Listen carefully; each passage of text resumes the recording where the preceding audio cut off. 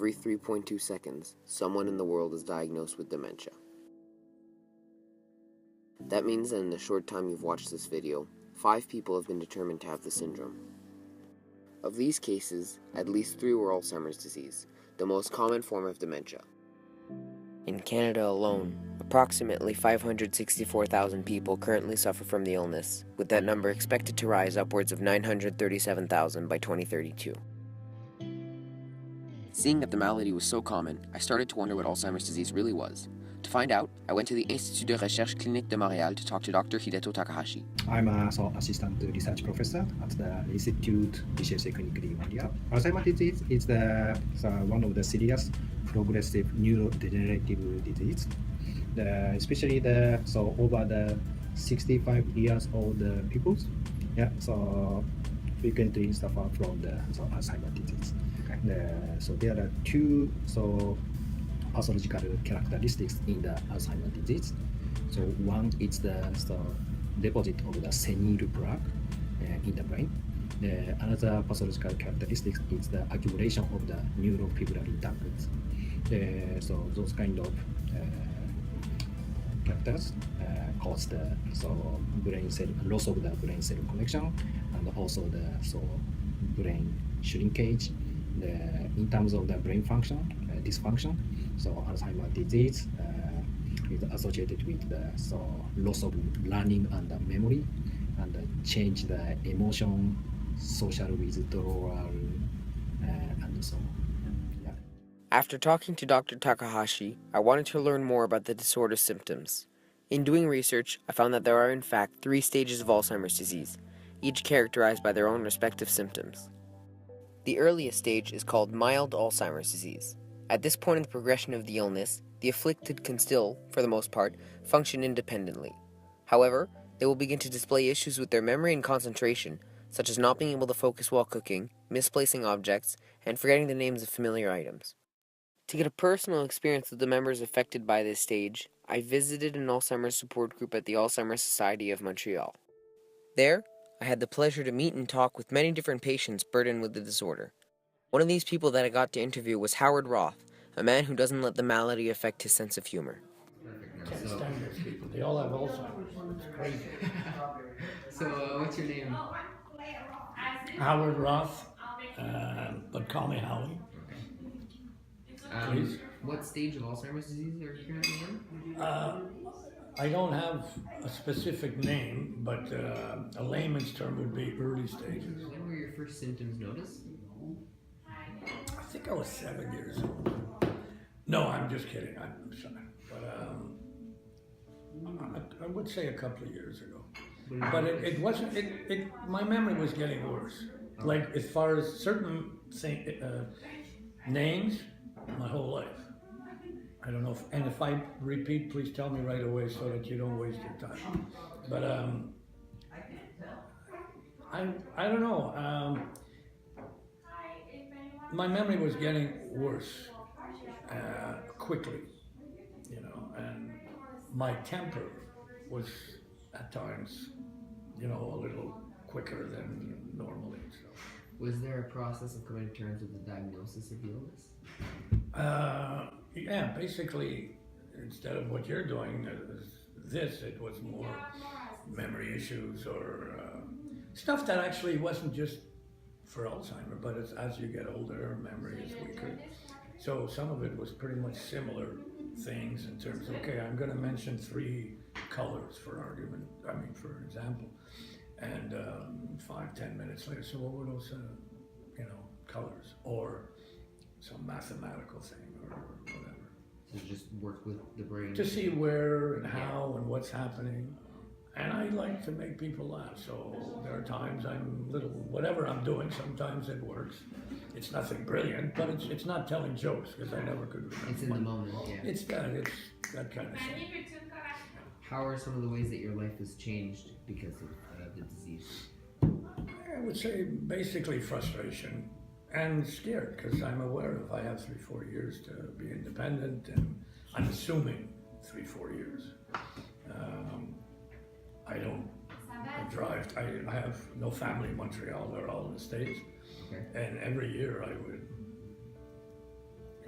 at some point I'll get on a plane or a thing. So some of my independence is diminished. What's the hardest part of living with the disease at your stage? Truthfully, being aware of it. Because it's the concern that I have. It's like I feel like I'm on time for sure. You know. So at times I get frustrated. And that's the only thing. It's because of the fact that where am I going to be? You know, and am I even going to be able to be at home instead of in an institution? Old farts. Now I might be that old fart chronologically for sure, but if I'm still here, so to speak, it's going to be tough to leave my home. Next, I was able to listen in while Mrs. Foucault, a coordinator at the organization, talked to another man suffering from the disorder named Aziz Henein. Ok, Aziz. Vous avez des problèmes de mémoire un peu? Oui. Oui. Est-ce que vous pensez que vous êtes très avancé dans les problèmes de mémoire? Vous n'en avez pas beaucoup? Non, pas tellement. Non? Pas tellement. Combien de temps ça fait environ que vous avez des problèmes de mémoire?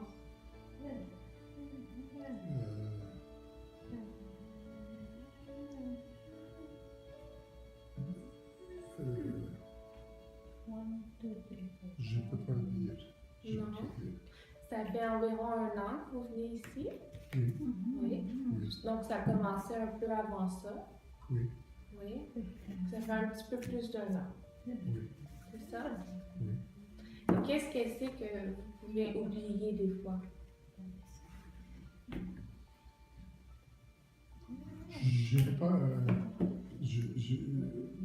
Je ne peux pas le dire. Je ne peux pas le dire. Qu'est-ce que je peux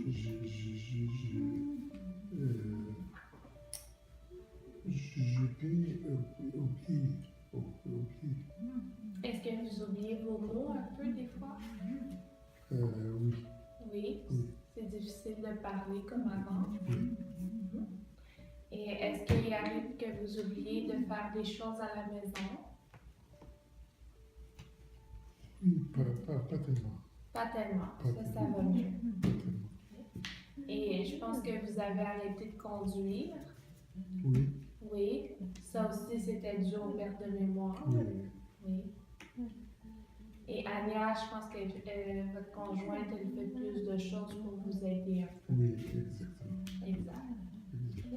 Qu'est-ce que vous trouvez le plus difficile de vivre avec les pertes de mémoire? Qu'est-ce qui est difficile? Des contacts. Les contacts Des contacts. avec les gens autour de vous? Oui. OK. Donc la communication. La communication.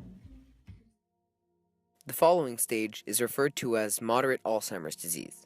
During this period of the disease, the afflicted will be requiring more and more care. He or she will begin to confuse their words more often, become impatient, frustrated, and angry at a greater rate, confound and forget events and places in their personal history, not know where they are and what day it is, as well as losing most of their short-term memory. Wanting to see firsthand how moderate Alzheimer's disease affects a person and their family, I went to talk to Claire Vauthier and some of her family members to learn more. So, what's your name? Claire Vauthier. And what stage of Alzheimer's disease are you currently in? I really don't know. No? No. Do you know when your first symptoms were noticed? No. No. Did you have a process of coming to terms with the diagnosis of Alzheimer's? I didn't even know I had it until today. Okay. How are some of the ways that your life has changed? Actually, I don't know. I've been in a dream or something, and today I woke up. Like I remember everybody today, and I don't remember what I did yesterday. Okay. That's scary, eh? I'm Claire Vautier's daughter, Jacalyn. What stage of Alzheimer's disease are they currently in? I'm not entirely sure, but I would have to guess from moderate to later. When were the symptoms first noticed? I guess obvious would be about 8 years ago. What was the first things you guys noticed? Repetition, clearly not remembering where she would put things or losing focus on how to cook. Things that she would do routinely in the past, she had lost the ability to do. Not all the time, but often enough that you would notice this is strange. What was the hardest part for your loved one to live with the disease at this stage? At this stage, I think it's easier than it was previously because she's not as aware of the change, where the heartbreaking part is when she knew this was happening to her. Right now, I think she's literally living in the moment because there is nothing else. So she enjoys the moments, but there's nothing after that. You will have a long day with her, and then 5 minutes after she's dropped off, she'll have no recollection that any of this happened. How are some of the ways that your relationship to her have changed? Well, the parent-child relationship has flipped, where you become the caregiver, you become basically the parent, and she's the child. So it's completely changed forever. Was there a process of coming to terms with the diagnosis?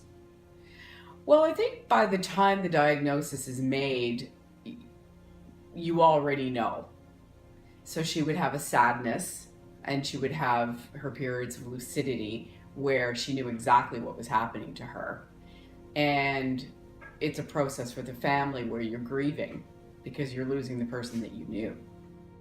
The final and worst stage is known as severe Alzheimer's disease. During this time of the illness, the ability to communicate and move begins to degrade. The individual has trouble carrying a conversation and becomes completely dependent on others. With the memory and cognitive skills worsening still, drastic changes in the personality can occur. Eventually, the devastation of the brain cells becomes too great, and the decline in brain function leads to the patient's death. Is this the inevitable conclusion to our lives? Are we bound to slowly lose our loved ones one by one to this disorder, or are there any preventative measures that a person can take to reduce their chances of acquiring the illness? According to various studies, there are in fact ways that people can do this. For one, the stimulation of the mind is vital. Having had a good education earlier in one's life, as well as performing cognitively demanding tasks, such as reading a book or playing an instrument, have been linked with remaining sharper as one grows older. What's more, there is evidence to show that bilingualism could be a workout for the brain and delay the oncoming of Alzheimer's disease by up to 4 years. Another prominent way is through physical activity. Exercise is a factor which has been shown to lessen the possibility of Alzheimer's disease occurring and, if it is developing, decelerate the advent of the symptoms. Remaining socially active is an additional element that can deter the emergence of the illness. Finally, a person's diet can also have an impact on their mental health. For example, the Mediterranean diet, which consists of a high consumption of fruits, vegetables, whole grains, and olive oil, as well as a relatively low consumption of red meats and saturated fats, has cropped up as a habit which can allow for a lower risk of cognitive decline and Alzheimer's disease in the long run. By implementing these methods, a person can truly stack the odds in their favor against Alzheimer's. They are the first steps taken in our journey into unraveling and completely eradicating this dreadful disease.